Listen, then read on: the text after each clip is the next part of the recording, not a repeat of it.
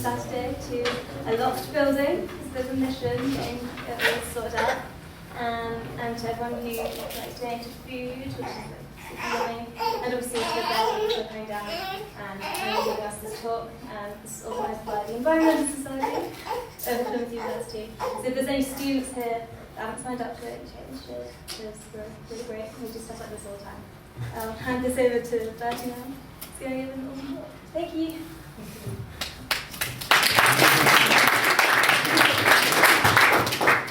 Hey, how's it going? Good. Good? Is it better me talking through the microphone, or is it better me just talking through my voice? Is that loud enough for everybody? Can we have, what do you feel? Voice? Does anybody want the mic at all? Apart from me when I'm beatboxing. Just me, I'll be the only one. But no. Okay, so thank you to the Environmental Society for inviting me here today. And thank you to Veggie Parents who donated us some free samples afterwards. And also thank you to Ethica, who've also, Ethica is a local shop that I'll be talking about later, but they've also donated some food today. So thank you to everybody who's bought the food and the other individuals who bought the food, like Ellen and Rose. Okay, so my name is Berty. I am a photographer and a speaker and a poet and a writer and a guy with a massive mouth, basically. But basically, what am I trying to say? Yeah, I'm Berty, and I've created a website called bertyjustice.co.uk as an information platform for people to go to whenever they want to. Okay, so does anybody have a problem with me recording this talk at all? Good news, good start, good start. The next question is, what are everybody's diets in the audience? So if you are a vegetarian, could you raise your hand now? Cool. If you are a meat eater, could you raise your hand now? Cool. And if you are a vegan, could you raise your hand now? Cool. If you are a raw foodist, you're probably vegan, but if you are a raw foodist, could you raise your hand now? Cool. And are there any other diets that I've missed out? Cool. Just wanted to get that out of the way. Okay, so today I'll be talking about a lot of topics, but all of them will be okay if I just rabble on about one more than the other. You'll be able to find pretty much everything I'm talking about today on that part of my website. I talked about my website, but on there is also some athletes, if you're ever interested in vegan athletes. And today, what I have for you guys is some nutrition booklets for you guys to take home with you. There's leaflets about veganism, there's a recommended list, there's all sorts of goodies that are on that table next to the free food as well. So there's enough for one of them for all of you. If there's not enough, give me a shout and I'll get another one sent to you. Okay, and so the title of the talk today is The Power of Food and the Power of the Universe. I'll be explaining a bit about what that is later. What the fuck? We're made of atoms. Has anybody thought about, as a human, what we're made of? What we are actually made of is atoms and all sorts of other elements, all sorts of intricate, amazing elements. We're in these bodies that we haven't chosen, but actually we're all really similar because we're all made of atoms. And I know you're thinking, I'm going to talk about food, what the fuck is he on about? Why is he talking about atoms? The reason I'm talking about atoms is because actually in a way we're all recycled stardust, so we're all brothers and sisters in a different way than what is generally regarded. And so what the power of the universe is that we are currently inside of a massive, some say infinite, but anyway, we're in this universe. But if we're made of atoms at the same time, we are part of the universe. Does that make sense to people? Because some people might think I'm just waffling on, but does that make sense? Does it make sense? Okay, cool. So if you guys can now point at yourselves. This is, you're now pointing at the universe. Not just you, not just the universe, you're pointing at the universe. I'm going to talk about loads of different things today, but essentially, at its core, from now on, whatever you do for the rest of your lives, you will impact the universe. No ifs, no buts. You have power within you to positively improve the universe. You may not think it, you may just think, what's he on about? But basically, I was able to persuade myself to go initially, but this is about 6 years ago, to go vegetarian. And that power has then, it vastly improved my life and vastly improved the thousands of animals that I would have if I'd still eaten meat, I would have still been eating those thousands of animals. So basically, that's so I can improve the universe, which means that, like, point to yourselves again, you can improve the universe. Does that make sense? Sweet. So food affects all assets of life, and the food choices we make, the main ones, and the main reasons people choose to go vegan and vegetarian is to affect, because our food affects animal welfare, it affects the environment, and it affects human health. And vegan has a few stigmas out there, but actually it's really easy, it's tasty, it's fun, it's simple, it can be cheap, and it's definitely healthy. So this morning I had a smoothie for breakfast, which to me is just like an amazing way to start the day. And there's all these other pictures will sort of make sense as the talk goes on. But you know, you can have a smoothie for breakfast, you can have papaya for breakfast, you can have whatever you want for breakfast. And the thing is about veganism, it doesn't just improve one of those, it improves all three of them at exactly the same time. Again, the animal welfare, the environment, and human health.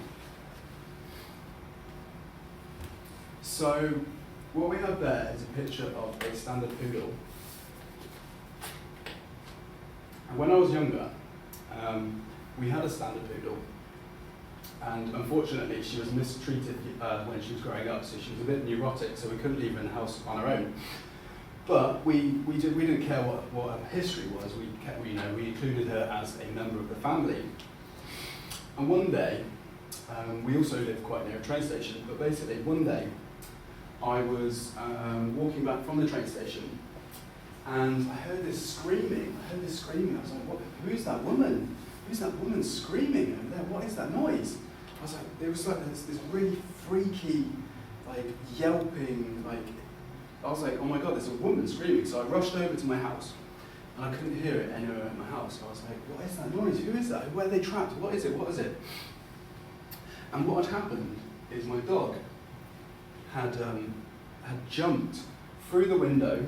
The window was open, but her back leg was caught on the bottom, on this part of the window, and she was hanging from the rest of her body was hanging upside down. She was screaming in pain, just like screaming, and it wasn't like a dog yell. It was really trippy. It was like it was an actual human. So I rushed over, picked her up, and grabbed her and moved her. And me and my brothers were like in shock and awe. And then she was like, it was just really.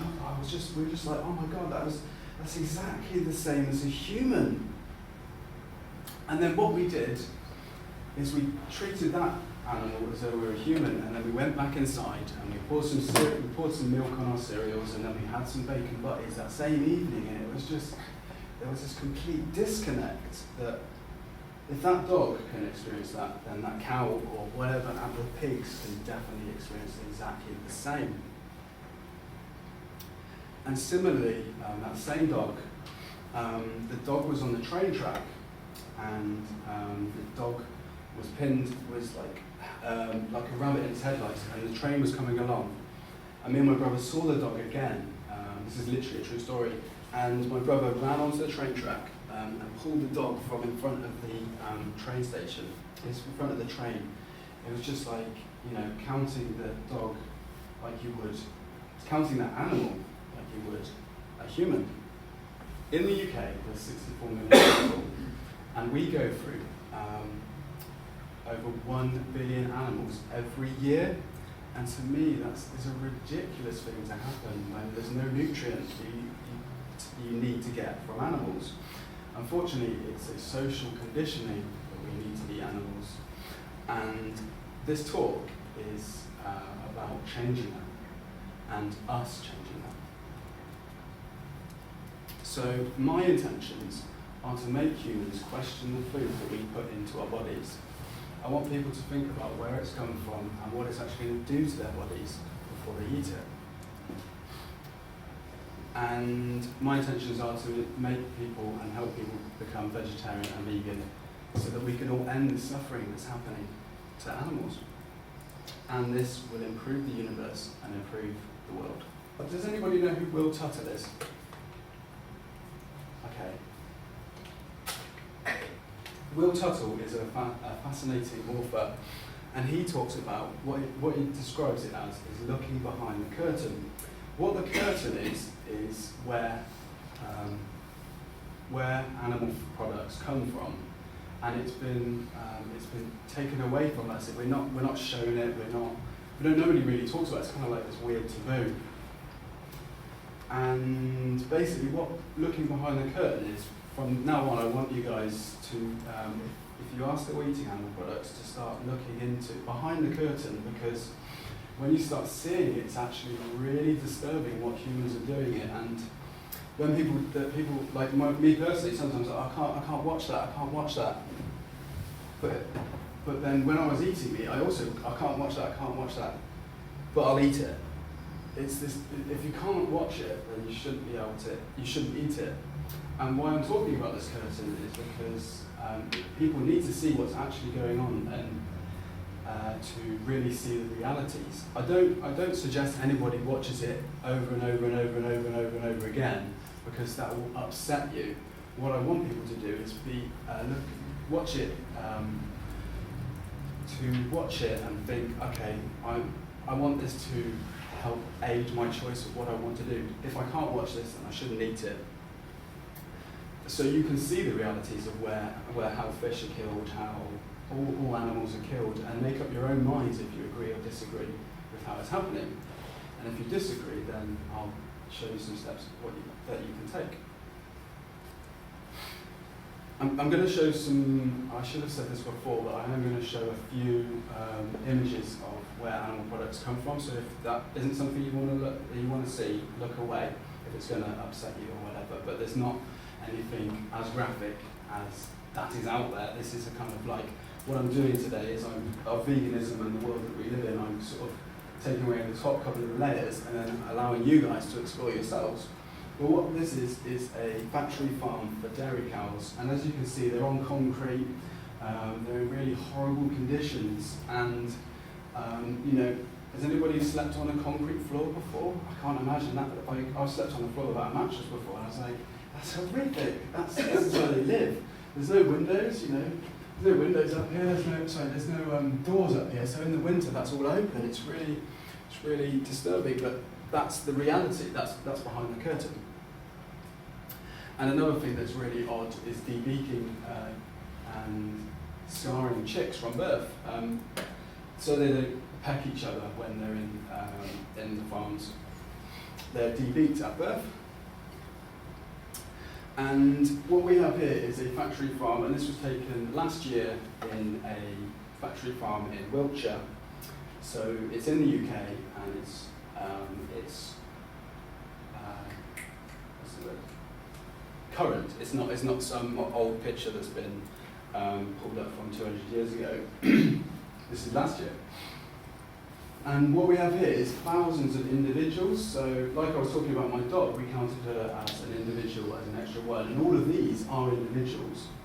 And what I ask my friends at the moment is, what if that being was me? Would you come and help me out? Would you, I didn't choose this human body today, or I didn't choose this human life, as those chickens didn't choose theirs.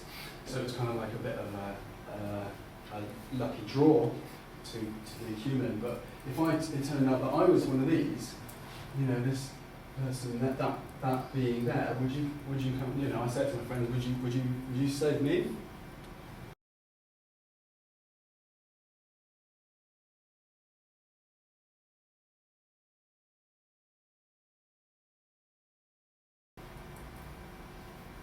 And another thing that isn't talked about is that the way animals are killed is that they are, say, pigs and cows, is that they're either electrocuted or they have a bolt gun put to their head, and then when they're unconscious, their throats are slit and to drain the blood, and then some animals actually regain consciousness after their throats have been slit.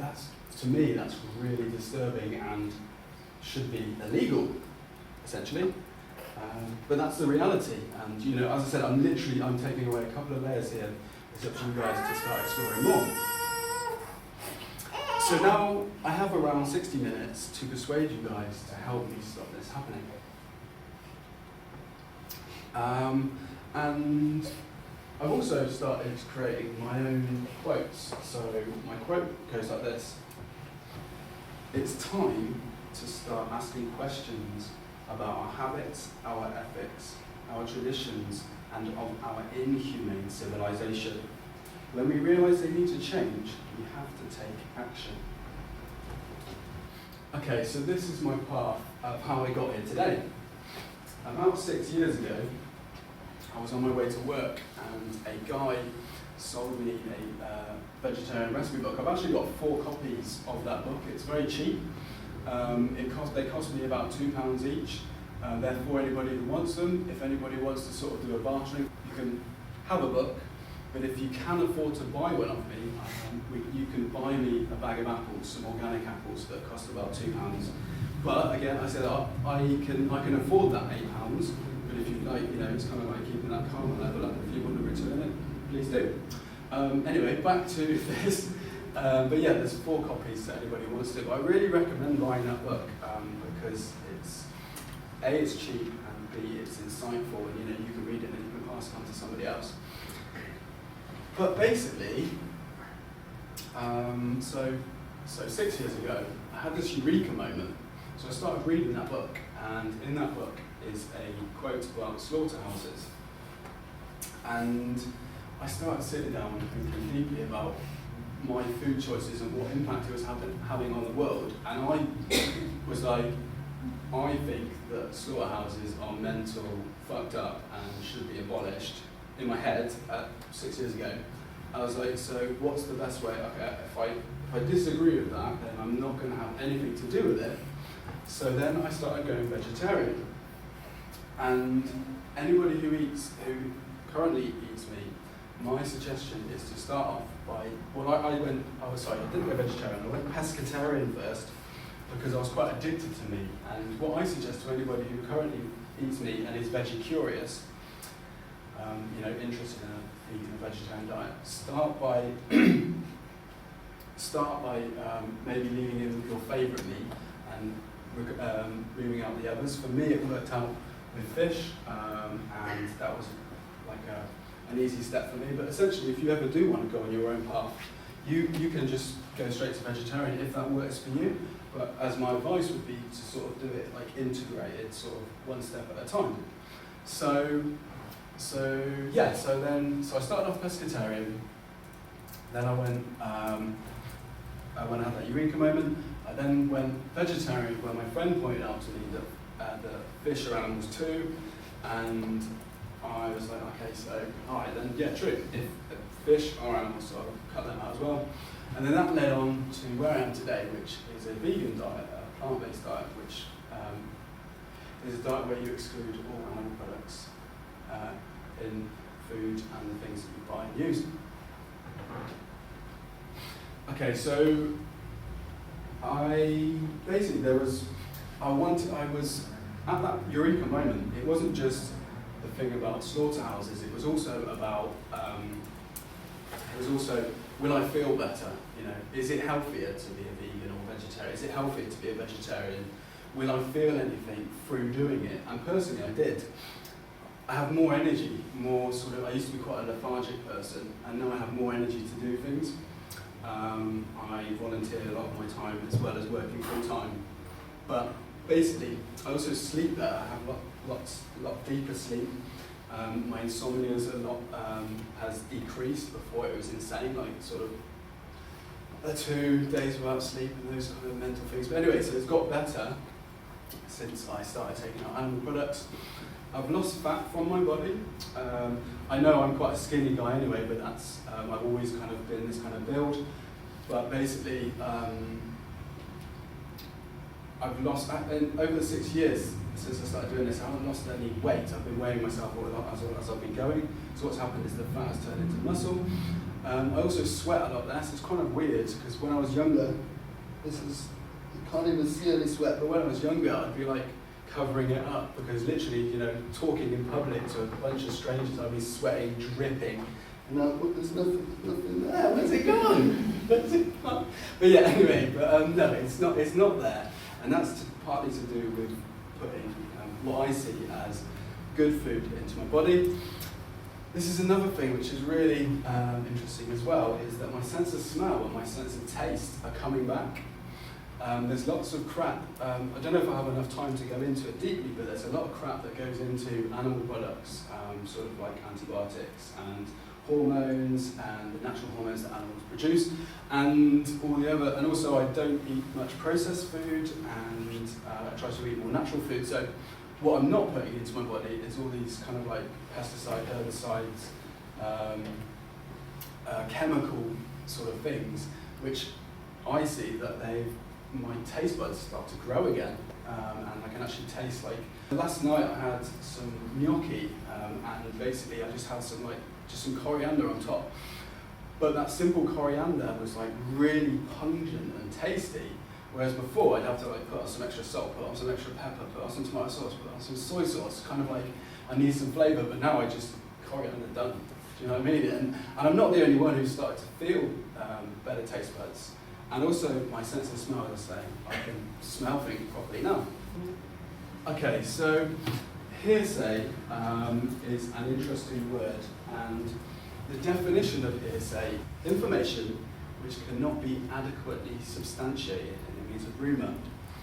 So basically, the reason I'm talking about hearsay is because when people think vegetarian or vegan diets, you automatically have these like knee-jerk, oh, protein, what about your protein? What about your calcium? What about?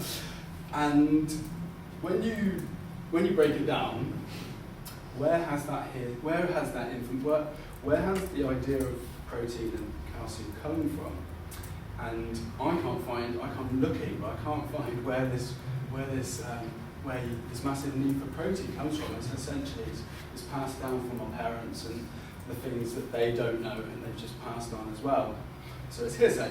And the reason I say that is because once you start going vegetarian and vegan, people will start picking up on these really intricate nutrients that they would never think about before. While they're at the pub,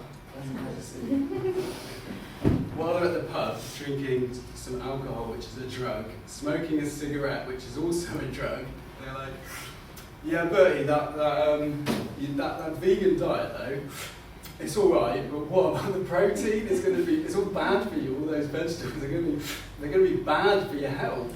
So the reason I did that silly little joke is because it's kind of like if you're going to look into nutrition, which I highly, it's interesting for me. It's interesting, but if you're going to look into nutrition, you're not just going to look into food. You need to look at all aspects of what you're doing. So I was talking about the hearsay, and my mates at the pub. They never ask about elephants or gorillas. They always ask about human protein, but they never say, where do those elephants? Those massive elephants, like they can move those massive trees, and those gorillas, they're suffering from protein deficiencies, aren't they, Bertie? But they don't ask those questions because basically humans and animals can get protein from plants. Also, when you start looking into it, human protein deficiencies in the UK are super rare. And another thing about deficiencies, there's no vegan-only deficiency.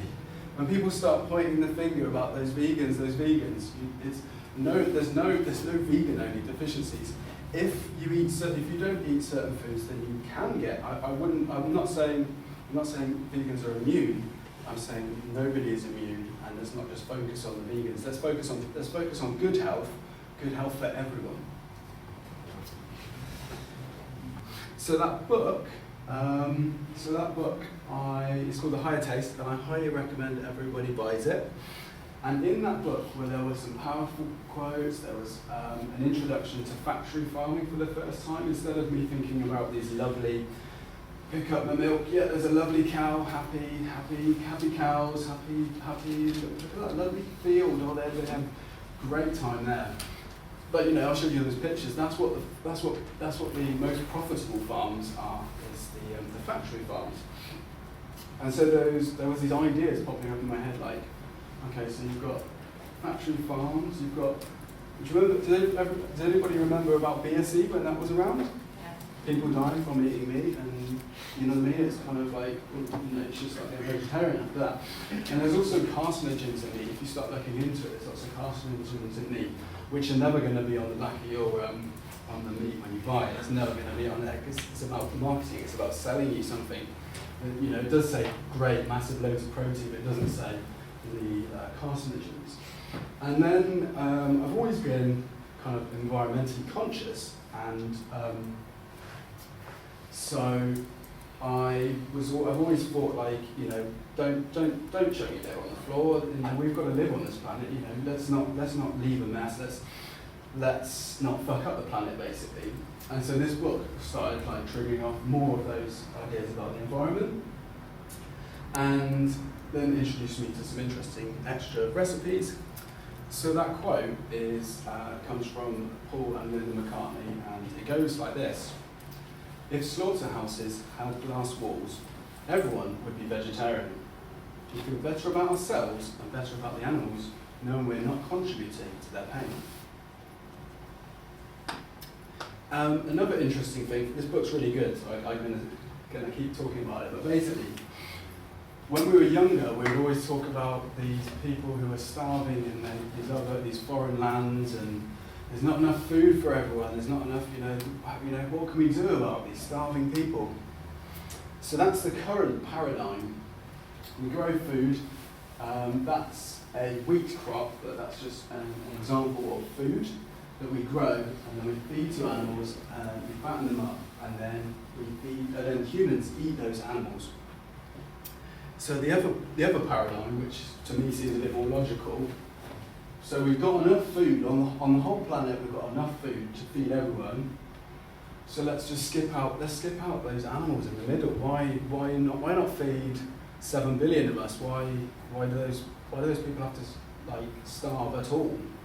So I was talking about the environment, and over the years I've sort of dug a little bit deeper here, dug a little bit deeper there, and the word sustainable is used quite a lot because people automatically associate it with a positive thing.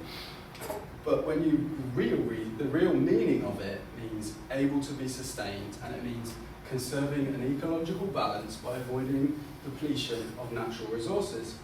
And in my humble opinion, eating animals is not sustainable, and animal products is not sustainable. You guys are entitled to make up your own opinion, but here's some evidence of why I've come to this conclusion. There's a film that's just come out recently called Cowspiracy, and basically the facts I'm about to talk about are explored by them and are also on their website, which is on the recommended list for you guys. So I'm just gonna, and again, there's so much facts out there. So I'm just literally, as I said, I'm pulling away a couple of layers for you guys, just to sort of give you a little, I'm sort of propping the door open a little bit, and it's up to you guys to start, opening the door and explore yourselves.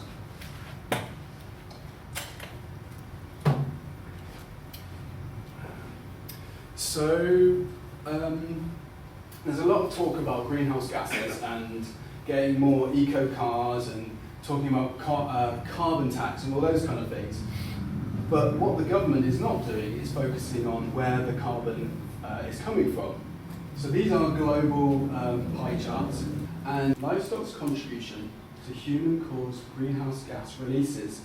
The lowest estimates that are out there at the moment are 14.5%, and the biggest estimates, which some people believe is the real estimates, is 51% of all global greenhouse gas releases. So what I'm now going to do is we're going to take the lowest estimate, the lowest number, and here's an interesting analysis of that 14.5%. Consumption of meat and dairy produce is a major driver of climate change. Greenhouse gas emissions from the livestock sector are estimated to account for 14.5% of the global total, more than the direct emissions from the transport sector. So imagine that. At the moment, at the lowest estimates, the animal sector is a contributor more than all the cars. So there's all that talk about eco cars, there's drive less and fly less. They are really, definitely, I'm not saying catch a plane everywhere, definitely don't fly on planes, you know what I mean? But at the same time, you can't say don't fly on planes and catch buses and trains, which, obviously is going to be more economical. But even more than that, is actually changing what we eat. So even with ambitious supply side action to reduce the emissions intensity of livestock production, rising global demand for meat and dairy produce means emissions will continue to rise. Shifting global demand for meat and dairy produce is central to achieving climate goals. Recent analyses have shown that it is unlikely global temperature rises can be kept below 2 degrees Celsius without a shift in global meat and dairy consumption. Reducing meat for animal products could also significantly reduce mitigation costs in non-agricultural sectors by increasing their available carbon budget. So, what my suggestion is, so they're saying one of the best ways to reduce our greenhouse releases is to move away from meat and dairy consumption. So in this talk, I don't just give you a load of statistics. What I'll do is I'll give you some suggestions. So what we have here is a cranberry, it's very childlike, it's two cranberry and lentil pies. So what we can do is what we can do to reduce carbon emissions is eat more vegetarian and then eventually vegan foods. So, how can we affect climate change? We can affect it by making pies. Not just any pies. We might as well eat Clive's pies. I'm really biased because these are really good pies. They're organic and they do a gluten-free range for those who are interested. And you can get them in the places that I'll be talking about later. But while you're eating a pie, you'll be like, oh, we're eating this Greek. There's loads of flavours. This is just one that I picked out. But while you're eating a pie, you can improve the climate. Okay, so on the left is a picture of the Amazon rainforest, which is the biggest rainforest in the world. And the leading cause of rainforest destruction are livestock and their feed crops, more than palm oil. So yeah, it's just another interesting area to look at. And for me, it's time to stop eating fish. So for every 1 pound of fish caught, an average of 5 pounds of unintended marine species are caught and discarded as bycatch. Currently, 3/4 of the world's fisheries are exploited. This picture is mental. Look at that. This isn't photoshopped. I can Photoshop stuff, but that's not photoshopped. This is thousands. Look, this is a person. Just imagine me standing like this, and just think of all these thousands of fish in these massive nets. To me, that's insanity. That's why I'm giving this talk, and hopefully I'll be able to give you some ideas about how we can all change this. But I don't just give you these horrible facts. At the same time, does anybody eat tuna? Anybody, you don't have to put your hands up. But basically, I used to buy it, and I used to read on the back of it. It said dolphin-friendly tuna, which I always thought, that's a better buy. It's buy the one that hasn't caught the tuna and killed the tuna. But actually, what about some tuna-friendly tuna?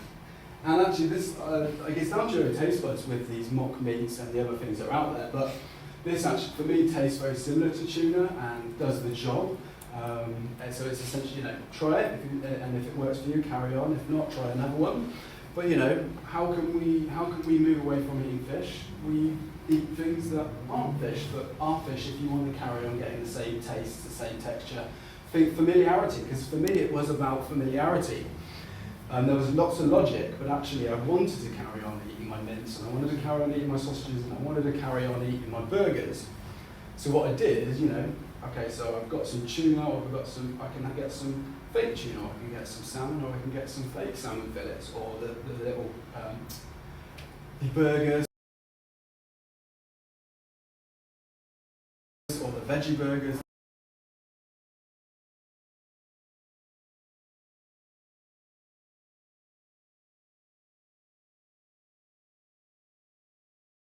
Veggie sausages, there's all these other options out there.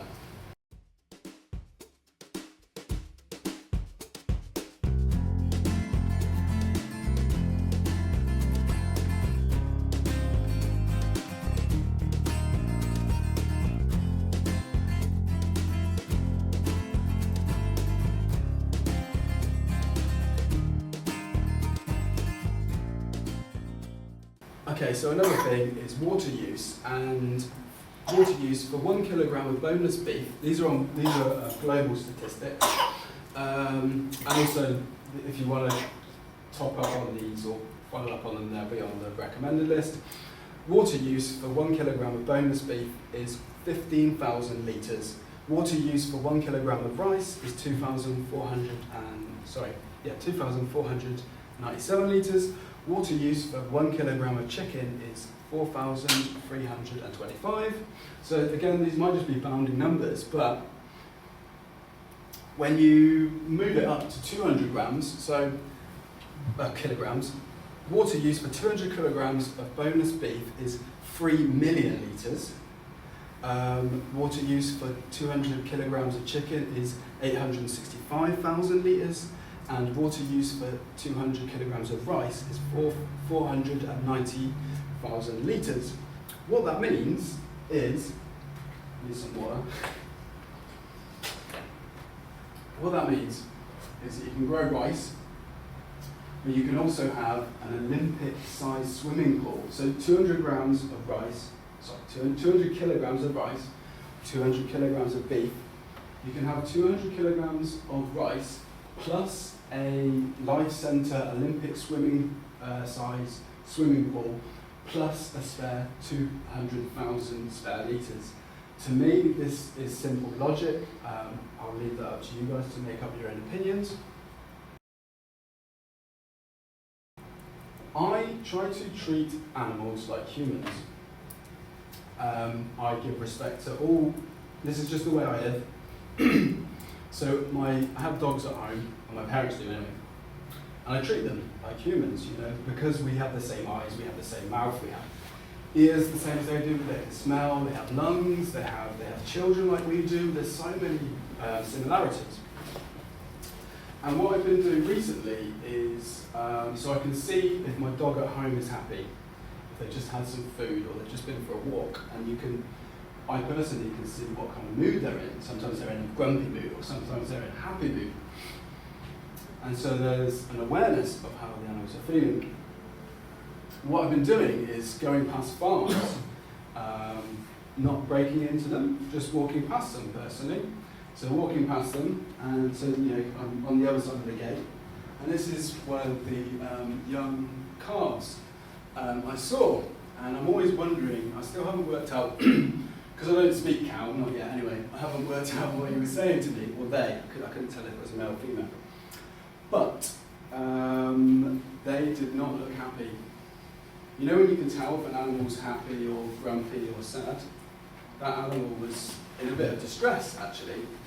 And every time I go back to a farm, or near farms now, I look at the animals, and they always look distressed. So much so, that most recently, that a cow saw me, and I was just watching it to sort of see what living conditions it had, and it was trying to get through some barbed wire to me, and it was just it looked really distraught and trying to break out. It was kind of heartbreaking, to be honest. I was like, what the hell is going on with this? There's some barbed wire, there's this animal. It's really not good. But basically,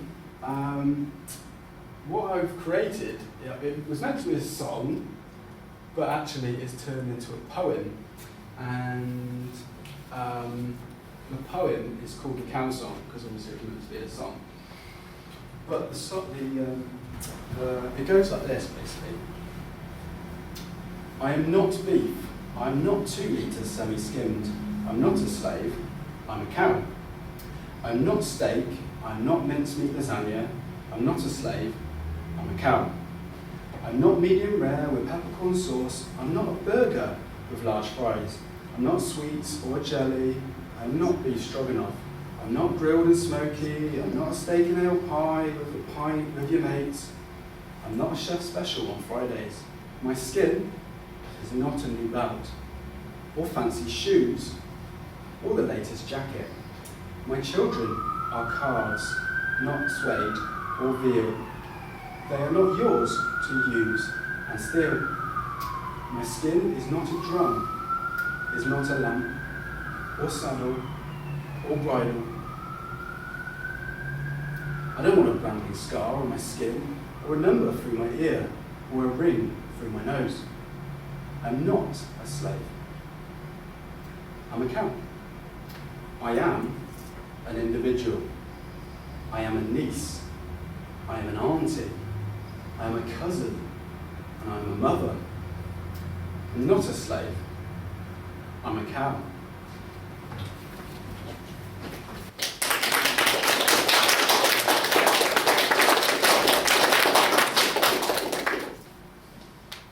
Oh, this is a good bit.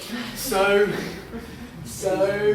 I did talk about some quite depressing factual things, but veganism, that bit about compassion, about non-violence for the people, for the planet, for the animals, and all these other things. It doesn't have to be depressing. What I didn't say at the start is that if anybody is ever interested in going vegetarian, and then onto vegan, and you're stuck for communication, and you just want somebody to tell something about, to tell about a new recipe, I may come across as I don't know, I may come across aggressive or whatever, but basically I'm actually quite an approachable person. And what I was trying to say is that if you ever want to contact me at any time and let me know about something, feel free to do it, about anything, about I'm fed up with people making shit jokes about vegans, or do you know what I mean? Like, because there are idiots in life, but luckily there's a lot of people who aren't idiots, who will just, what am I trying to say? I'm trying to say if you ever want to get in contact, go for it. If you're interested, my contacts are on my email, feel free. So, some fun. This is a video of me, it's like a video form of me when somebody tells me that there's a free vegan buffet. So imagine me when I find out that there's a free vegan buffet.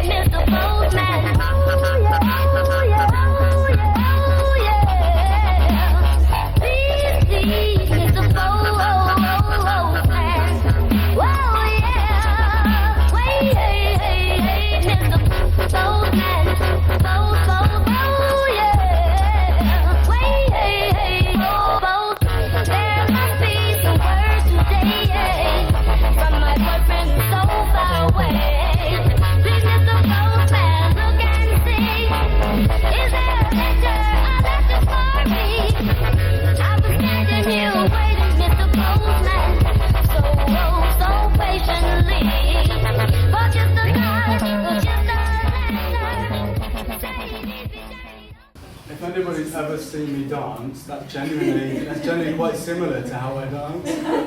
Not joking. So it's to sort of lighten the mood and to show you that it's not about these horrific facts. There's some good stuff in there as well. Okay, so stigmas that appear when you mention vegan diets. One is athletic and healthy vegans. Are you joking me? Really? Really? Healthy? Really? Athletic? Really? So what we have here is some inspirational vegan athletes. These people are competing, achieving and winning. All of these people are listed on my website, little plug for my website, but no, but if you ever want to find out a bit more about them, go there, or go directly to their websites. Laura Klein, Durian Rider, notice the Go Vegan, Pat Reeves, Brendan Brazier,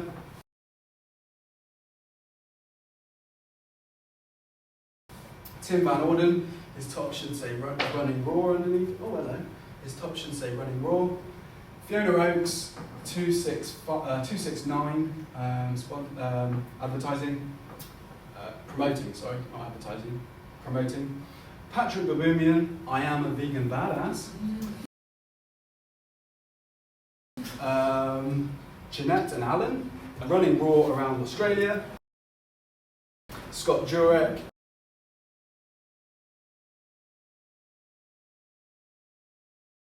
And Rich Roll.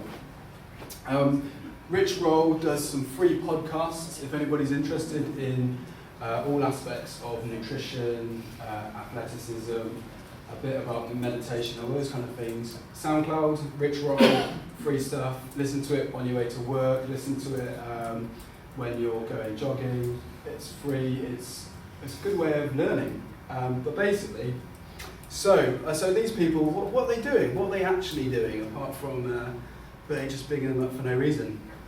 Fiona Oakes she runs an animal sanctuary for over 400 animals. She also works part-time as a firefighter.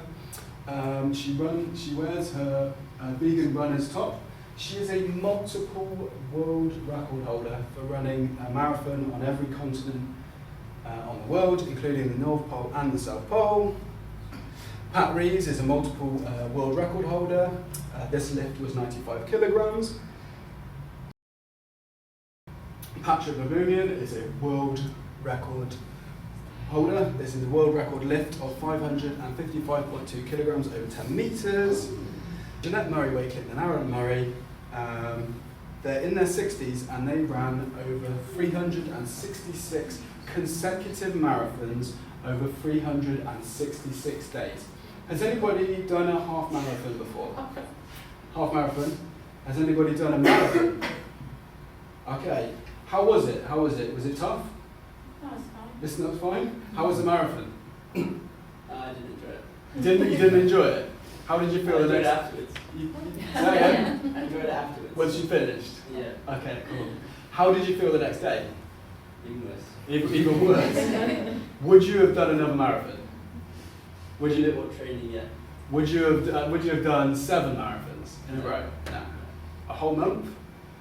No, definitely not. Okay, so it's just an example of like the great feats. This isn't to disregard these people who have done half marathons because I've only run 5k, but it's to highlight that what can be achieved by the human body and what can be achieved by vegans as well. Tim Van Orden is an interesting guy. He's on YouTube as well, and he has won over 200 races, and he also got a USA Mountain Runner of the Year, so like the best runner in America of say 300 million people. Laura Klein, who not very many people know of, is a duathlon world champion in 2012, and she was America's national champion last year. Okay, so I've talked about a lot of stuff, but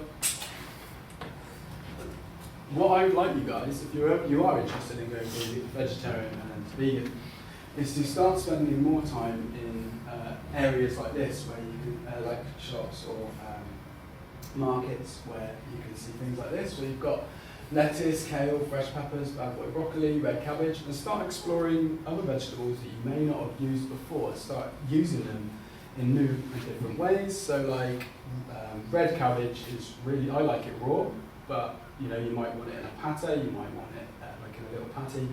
You might want it in a salad, that's also good with raisins and some other good stuff in there. And I feel that people should eat more fruit as well. So you've got things like pineapples, peaches, melons, bananas, dates, mangoes. Okay, so the next slide says, eat more naked food, and it says, eat and eat slower. That shouldn't be confused with eat food naked, because that gets a bit sticky. What I'm suggesting here is that basically people spend more time with the food that they have, and so what's a good example? I've got some apples actually, some organic apples that are UK. When you're eating an apple, don't just see how fast you can eat it, start slowing down and tasting that one single ingredient. You know, oh, this is a nice apple. Well, I've never tasted that kind of flavour before, that's really good.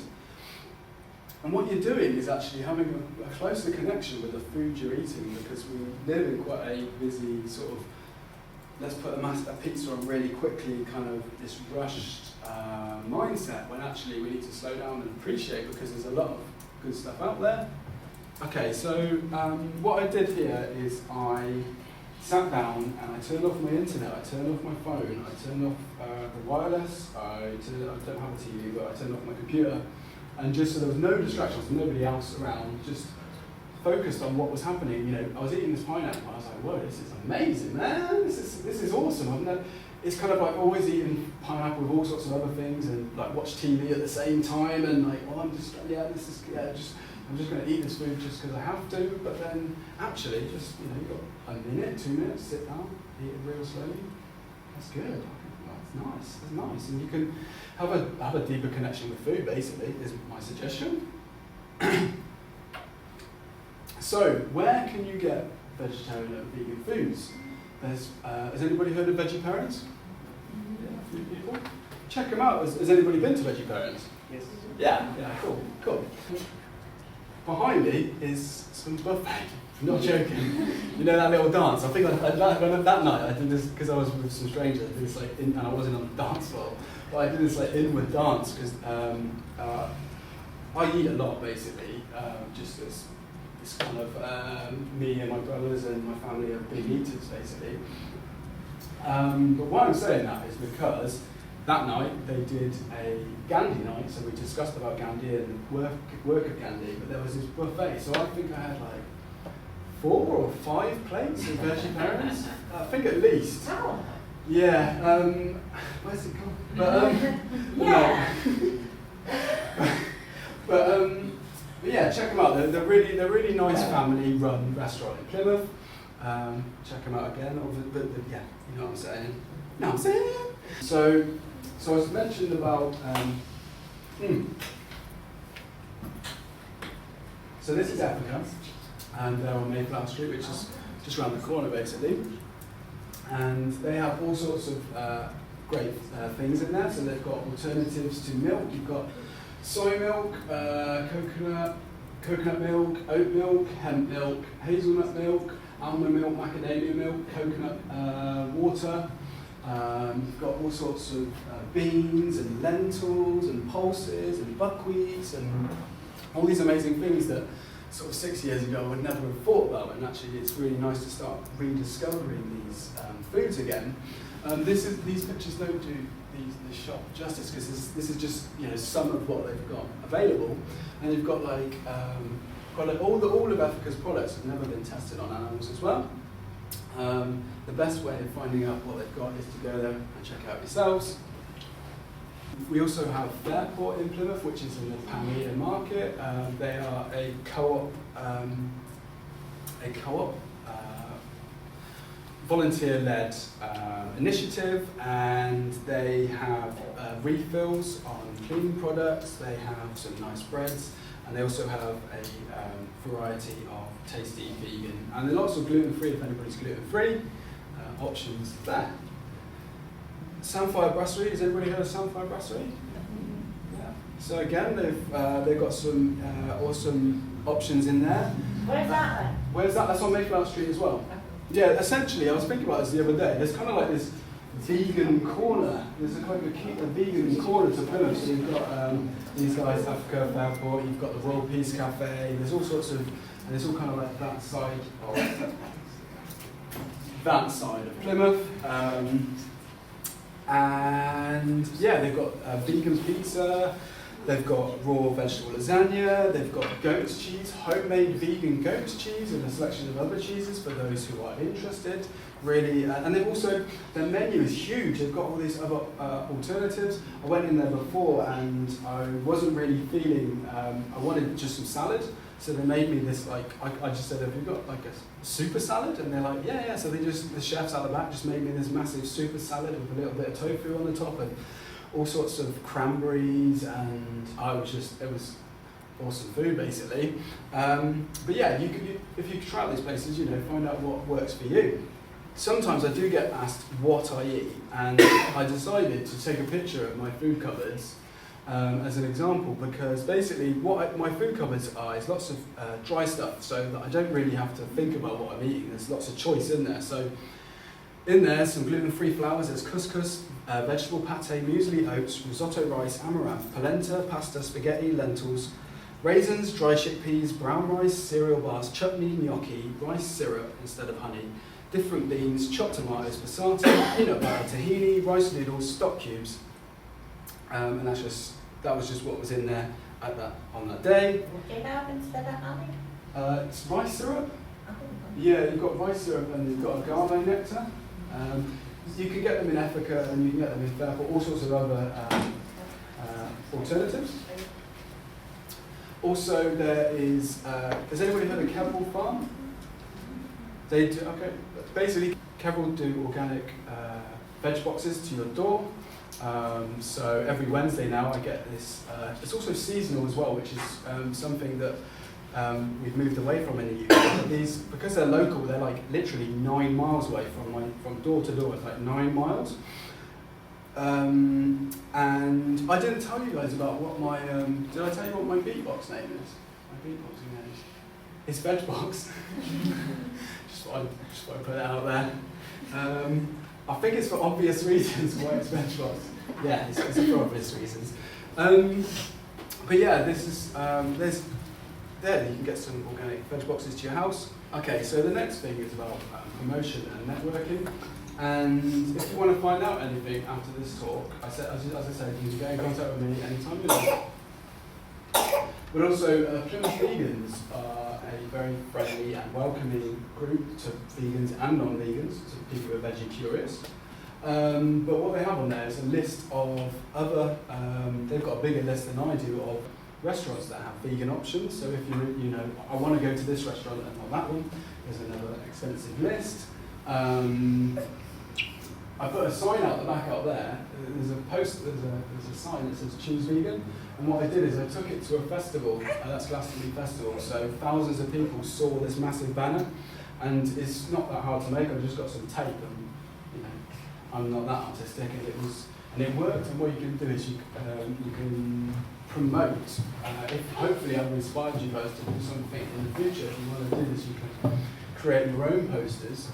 And also, there's Fever Who an Animal Charity. There's lots of information about them online. And there's Earth Cafe, which me and some other volunteers run once a month. As I said, so I used that sign to advertise veganism, and I was handing out leaflets to people to make them think a bit more as well.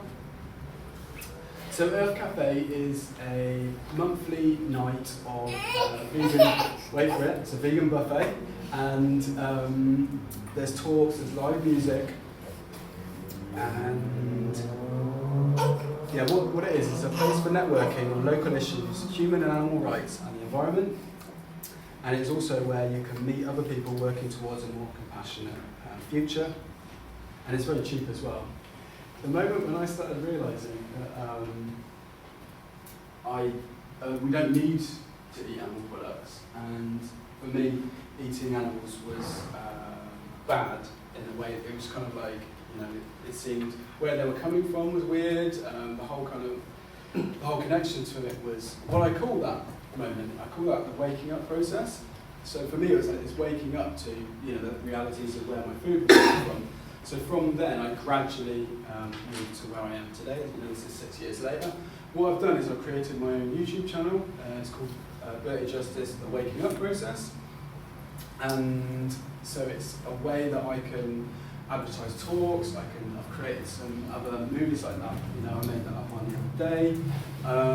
And it was also a point when I realised that killing animals for me is cruel, weird, and again, there's no nutrient that you can't get from plants, so it's unnecessary.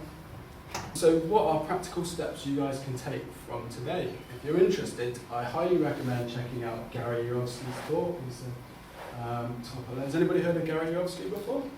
Okay, a couple of you guys. Yeah, I highly recommend, so everyone else who hasn't heard of him, check out his talk. Grab a copy of The Higher Taste, read it, buy it yourselves. Try just a meat-free Monday. If you feel that cutting out everything apart from, just say, leaving chicken now, just leaving fish in, like a pescatarian or chickatarian, whatever you want to call it. If that's not what the step for you, then try a meat-free Monday, or if you really want to, try being vegetarian for a month. Or if you're into challenges, try the it's not really a challenge, but doing the vegan challenge for a month. And then also, so use the time you have to volunteer. We are always open to volunteers at Earth Cafe.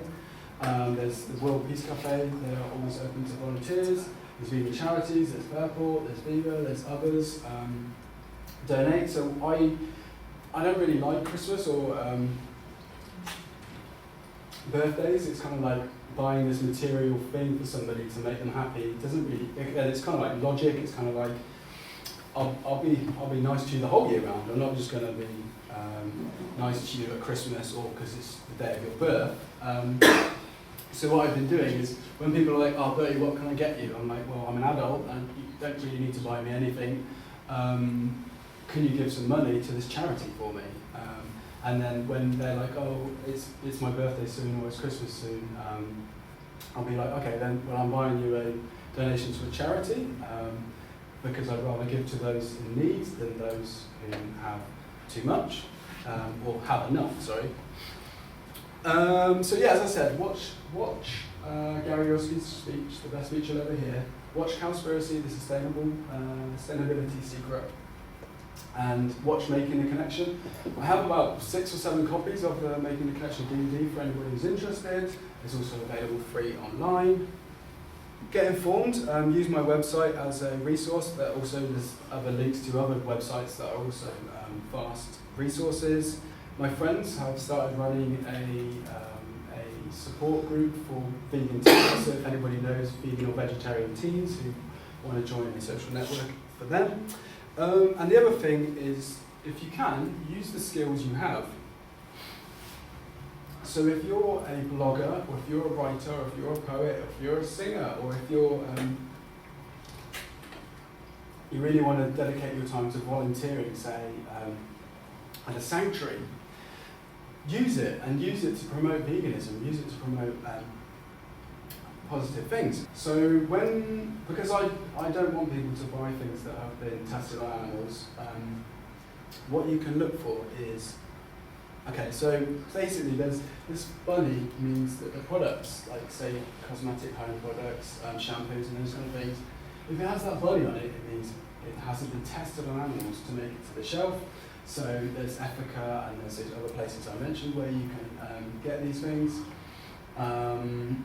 There is Van Shoes are countless, and what else can I say?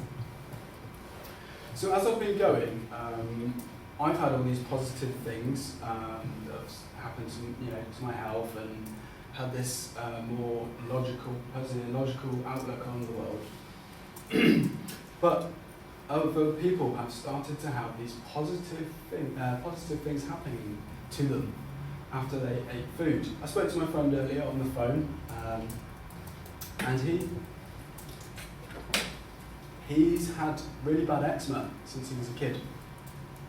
And basically, the next revelation, basically he had eczema from since he was a kid, and what can affect eczema is milk and steroids and those kind of things, because they spur his skin off. So what I suggested to him is to start taking out milk and dairy from his diet, and he's been doing it for the last couple of years, and his skin's just got better and better and better and better. And so and that's like a revelation. I suggested it to him, he tried it out, and it worked. And these are the other revelations that people have said to me along the way. There is no reason why I haven't stopped drinking milk, Bertie. I'll just have to do it. Since seeing that stall about the dairy industry, I don't want to eat anything dairy. We've already planned what we're going to take out of our fridge. I went vegan and I've never felt better. So this is another example of the eczema. This is another individual. They said to me, I had eczema all throughout my childhood and teen years. Then I turned vegan and it immediately went down. Then after a year, it was completely gone. Since going to your talk, I tried being vegan for a month and I feel better. It also helped me realise my stomach doesn't like dairy, so now I'm not going to eat it. And, excuse me.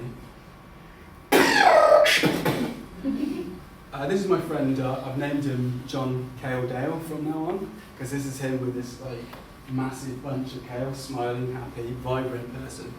And he said this, before I turned vegan, I suffered from asthma and depression, among other things, for years, and I was taking all sorts of medication which came with their side effects too. I was told I would be on them for the rest of my life, and now I take no pills, my problems have all been healed, and I love life again, all because I eat mostly raw plant-based foods. On top of that, I've also, one of my friends uses a raw vegan diet to battle her cancer. Another one has overcome symptoms of MS through raw foods. Another friend got advised by her GP when she had glandular fever that she should stop eating meat to get rid of it, to help heal. And as I said, hopefully, no, it's not hopefully at all, it is. Being vegan is easy, tasty, fun, simple, cheap, and healthy. And so there's three main reasons why people choose to go vegan, and that is the animal welfare, the environment, and human health. And when you start going vegan, you start improving all three of them. And I'll just finish up with my quote. It's time to start asking questions about our habits, our ethics, our traditions, and of our inhumane civilization. When we realise they need to change, we have to take action. That is the end of the talk.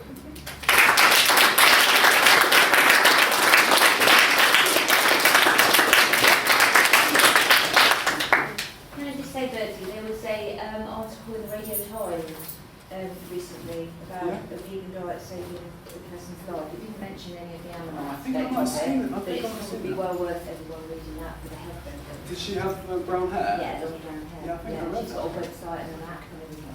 Great. So that's something mainstream. Yeah, awesome. That's really good. Yeah, there's also, do you know I was talking about Patrick Verboonian, the weightlifter? He does public lifting in Germany to, he's got his I am a vegan badass, lifting this more weight than any other human on the planet, It's, similarly, but that's saving her life is great. And I'm sure that she's definitely not the only one. Yeah. She's definitely not the only one. Okay, does anybody have any questions at all? Well, I know that farm then, right? Careful Farm. This is kind of a bit of a dilemma. That's fine.